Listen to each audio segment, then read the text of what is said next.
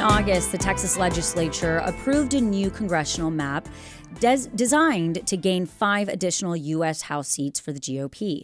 Waves of Republican candidates stepped forward in those fresh districts, with several sitting Democrats finding themselves shifting into neighboring seats, some already held by other Democrats, forcing tough primary battles or the option of stepping out.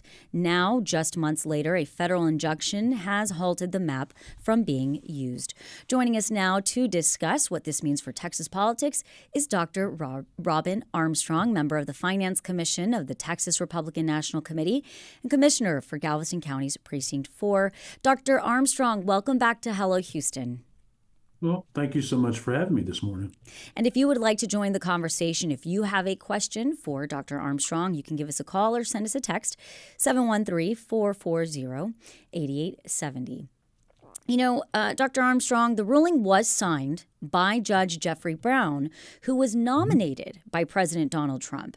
And he is ordering Texas to use its previous map that was drawn back in 2021 instead. Does this vindicate Democrats here in Texas? No, I don't think it does. And the reason it doesn't is because, I clearly disagree with Judge Brown's decision. He gave us a decision very similar to this on the initial case where he actually ruled against us. He did have some precedent, but wrote some inflammatory things in his initial opinion. But the federal Fifth Circuit Court of Appeals actually really chastised him for his ruling and actually for the opinions that he put in that initial ruling at the federal district court level when he first heard this case.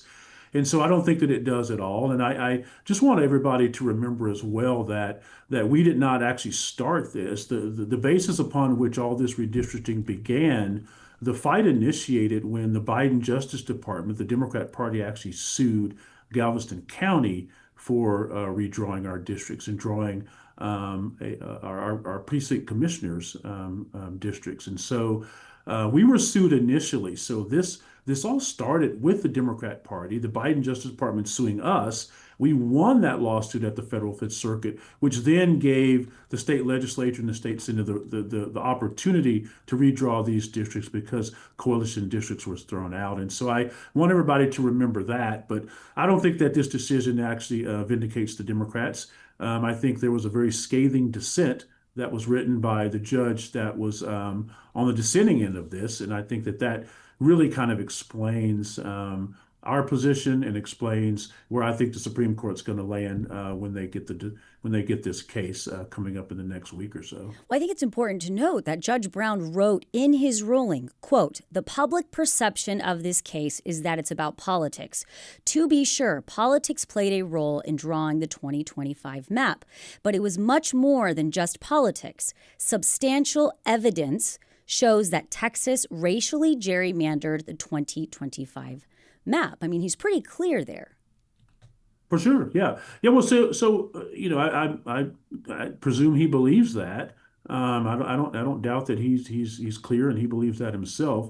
But like I say, in the dissenting opinion, I don't know if you've had a chance to read that from Jerry Smith, I believe his name is. Mm-hmm. He actually wrote that actually he is not correct on the law.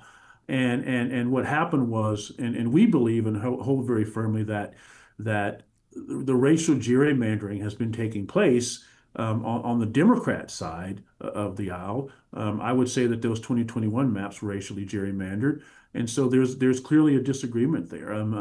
This was pure politics, and I think the legislature stated that many times. Chairman Hunter, who was chair of the Redistricting Committee on the House side, and Phil King on the Senate side, actually mentioned multiple times that this is political gerrymandering. Now, whether you like gerrymandering or not is one thing. It's been a part of our political process for a very long time.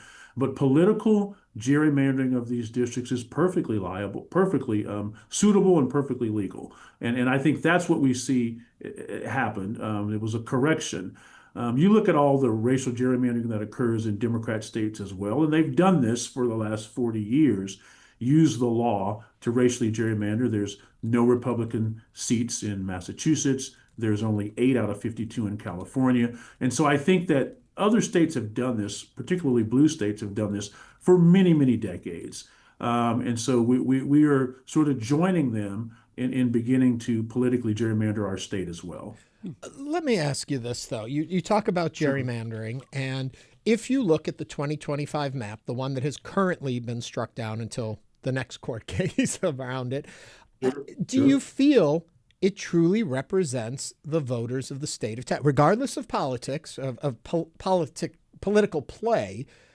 Does it represent the will of the people of the state? And if not, how do we build a map that truly represents the voices of all Texans? So I'm going to start with your last question first.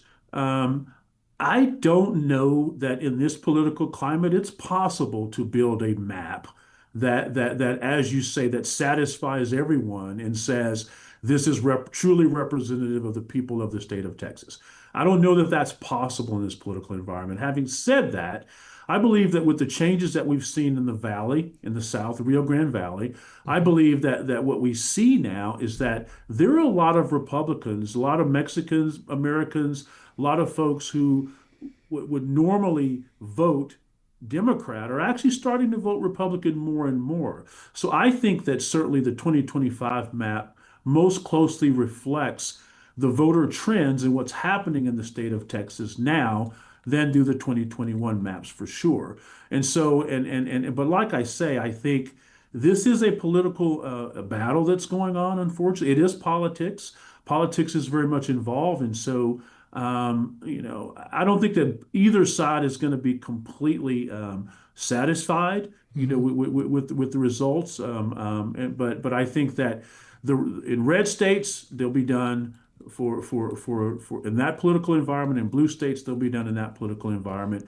And so that's what I think is going to happen. I don't know how you satisfy both sides and make both sides happy, saying it's reflective of the state because of the heightened political environment that we're in today. So that's unfortunate, but I think that's just the case. You have these commissions in other states. The commissions in other states are actually very partisan as well. Yeah. And so I'm not sure how you get there. But even with the shifting trends that you point out, and we saw in the actual voting, we are much closer to a 50-50 split in people's ideology in this state. Some would even put that there are more registered or Democratic-believing voters in the state at like 53%, but I won't even give that. I'll just say there seems to be a closeness in ideology in this state, but our maps don't recognize that at all. And the way that we're gerrymandering it doesn't represent that.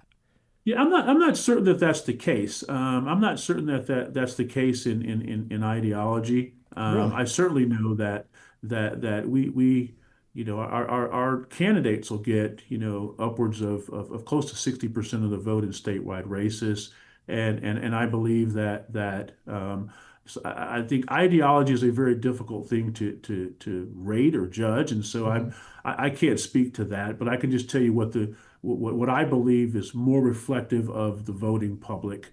I believe that 2025 more closely represents that than does the 2021 maps. Well, the 2021 map, if I'm not mistaken, is also still being challenged, that court case continues on. These kind of merge together. But if this map, the 2025, is blocked, and then 2021 is found to be, I guess the term now, unconstitutional or whatever, however they rule against it, would that convert us back to a 2010 map?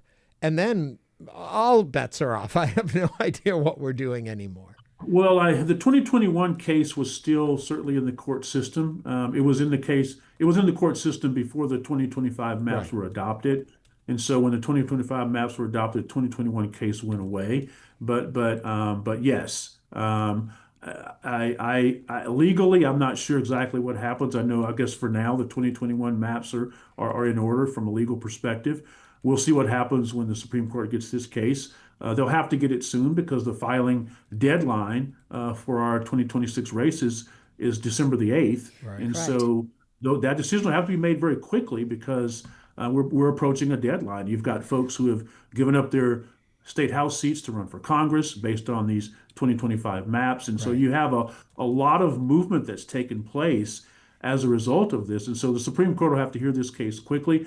Because it was a three-judge panel, I think it will go to Supreme Court right away, and so they'll have to judge within the next week or two. That's my one question there. Do we know that the Supreme Court will act on this, or are we still waiting to see if they're just going to, because it can come to them and they can just be hands off. They don't want to be involved. What do you think is happening there? Well, I'll tell you, like I say, I believe that they're going to have to rule on this case, but with these judges, you just never know.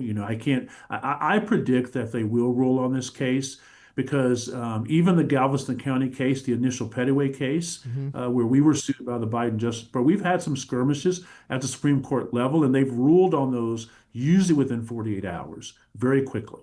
And so they'd have the capacity to do that. They have shown an interest in dealing with our cases. It wasn't the complete case, of course, but it was some little skirmishes that we had at the Fifth Circuit. And so they've ruled very quickly. So I don't have any reason to think that they won't rule quickly on this one as well. Dr. Armstrong, speaking about deadlines, Attorney General Ken Paxton, as we mentioned, quickly appealed the ruling. As you and Ernie were just talking about, the Supreme Court, now it's with the Supreme Court. Was that the right move for the Attorney General to appeal this, knowing this will have implications, looking at a deadline in December, and then we're looking at March elections? Well, I think that, yes, I think it was certainly the correct move to make because, like I say, I think the expectation is to have it's an expedited appeal. And the expectation is that since they have ruled, they are familiar with this case, they have seen it. And so I believe they will rule quickly. They do have the capacity to do that. We've won some 6-3 decisions back when we were dealing with the first case at the Federal Fifth Circuit. And so I believe that they do have the capacity to rule very quickly, and I think they will. I think they will in the next week or two. Is there a way that you see from where you sit that the 2025 map could have been drawn in a way that was not open to legal challenge and represented maybe better the people of Texas, but still gave the political advantage to the Republican Party, which was what the whole purpose of redoing this map was? You know what? That is a very good question. And I'll tell you, there's a lot of differences on how these maps were drawn and why these maps were drawn. I think it was certainly politically done. I'm going to leave that up to the map drawers. I don't have a definitive answer to that, whether it could have been drawn better. There's certainly based on the decision that was done in Pettaway, the Federal Fifth Circuit.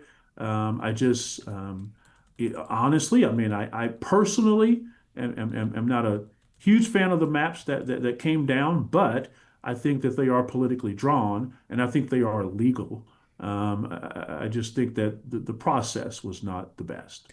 I'm curious if there's irony in this whole situation with what happened in California, that Texas moving to increase the number of seats at the supposed behest of the President of the United States, and then set off this chain reaction where then California has moved ahead with their 5 seats. If this stays in place and we use the old 2021 map, then California is getting a plus potentially of 5 more seats, that it's actually going to shift the balance of power against what the initial motive was of this whole play. Well, I think that, I'll tell you, I think that the results, when you redistrict these maps, you make the assumption that the R is going to win or the D is going to win. And I think that what's happening is it is an assumption. It doesn't mean that it's necessarily going to take place. And so you're certainly drawing the maps where you're thinking that you're going to have the advantage. I think California is going to have a hard time picking up 5 seats when it was already like 40 something to 43 to 9 or something like that. And so it's going to be difficult for them to do that. And I think in the long term, this happened in Texas, as a matter of fact, with redrawing our state house seats. We ended up losing a lot of seats, because of population changes and demographic changes and such. And so I think we can't make the assumption that just because the map's drawn a certain way, we're going to automatically pick up those seats. There is certainly irony in that. I think that these 2025 maps are going to be reinstated by the Supreme Court. But I think what's going to happen is you're going to find that possibly in Texas, we may not pick up 5 seats. I think the same thing's going to happen in California. There's a strong possibility that they will not be able to pick up 5 seats either. And so we can draw the maps a certain way, but the voters are always going to have their say. And I think we may be surprised at how some of these races turn out. And we may have already said this, but just for point of clarity, it is perfectly legal to redraw maps with political intent behind them. That is what we know is the law of the land. So when we talk about them being redrawn for political purpose, that is legal. That is part of the game as it is currently. And so just wanted to make sure people were aware of that as we talk about it. You know, Dr. Armstrong, as we talk about gerrymandering, as Ernie pointed out, it is legal. We've talked about this ad nauseum, how both parties do it. What do you think needs to happen to find some type of balance moving forward to make sure people are being represented equally?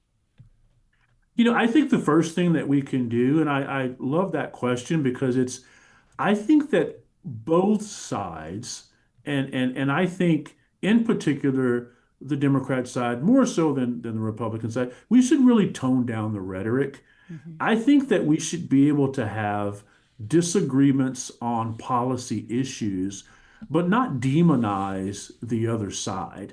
I think when we come to that point, I think that then we can have conversations to say, so what is fair representation and what looks like it's going to represent both sides equally, and not equally, but fairly. And I think those conversations really can't take place when you have sort of the demonization of Republicans, demonization of Democrats, and then there's just so much distrust that you just try to do whatever you can to get the partisan advantage. There are times in the past where Republicans have worked with Democrats, and I think that's what really needs to happen. And I think once that happens, then maybe we can have a commission that can do it. I know the commissions are very partisan now as well, but I think that's what the place where we need to be. But unfortunately, we're not there today, and so it's just rote partisan politics, and that's what wins the day today. And for one more point of clarity, so folks, if I'm reading the decision right, they're not saying that we didn't have a right to redistrict. That wasn't what was out there. The question was how it was done, and that they are looking at the racial element of it. And that's what made these maps get stalled, not the political aspect of it, and not the fact that it happened mid-cycle. Correct. Dr. Robin Armstrong serves on the Finance Commission of the Texas Republican National Committee and is the commissioner for Galveston County's Precinct 4. Dr. Armstrong, it's always a pleasure to have you. Thank you for joining us on Hello Houston. Thank you so much. Appreciate it.